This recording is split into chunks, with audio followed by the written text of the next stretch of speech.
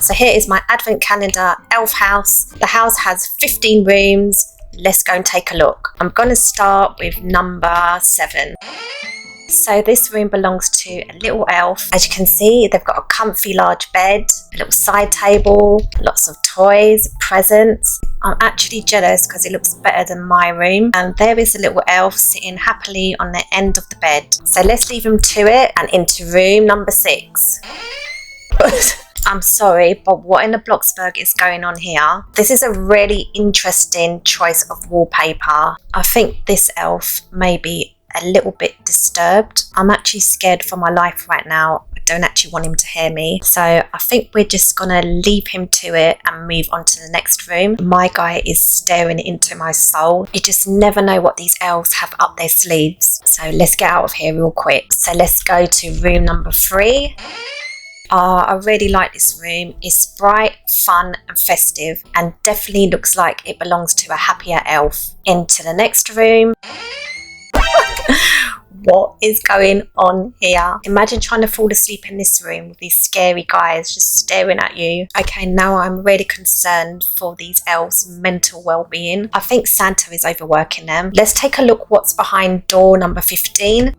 And it's Santa. This is a room for Santa. He actually looks like he's part of the mafia. He's literally the big boss man giving out orders to all the little elves. Yo, I can't imagine what he gets like when he runs out of milk and cookies. Lol, he even has his own bodyguard, Mr. Reindeer, over here. Look at his beady eyes. Just look at them. He is literally staring into my soul. Now I know where the elves get it from. Bro, I don't even want to know what he's got hiding in that sack. Gonna leave Santa to it, because he don't look too happy now that we've interrupted his milk and cookie session. Okay, bye old boy. So now a little look into room number 1. This is a pool for the elves, but they use it to bathe. Don't actually have a bathroom in this house, and I'll explain why a bit later. But not only can they use this pool to bathe in, they can just use it to just have a little splash around and to just have fun. They do have to be careful because it is fairly deep. So I wonder how many elves are at the bottom of this pool.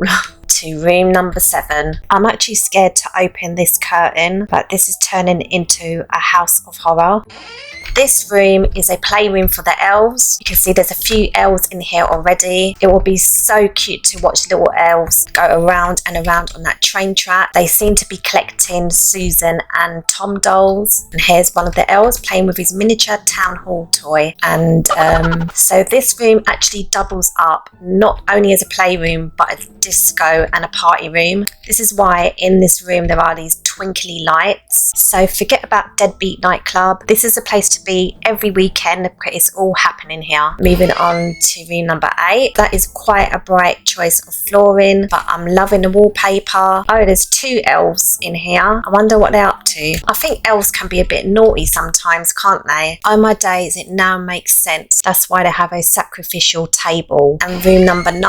Oh my god, this looks so busy. It's actually starting to give me a migraine. All of the rooms are more or less the same because in this house Santa promotes equality and we wouldn't want any of the elves fighting over which room they can have. So room number 11 and then 12, 13 and then the last room, room number 14.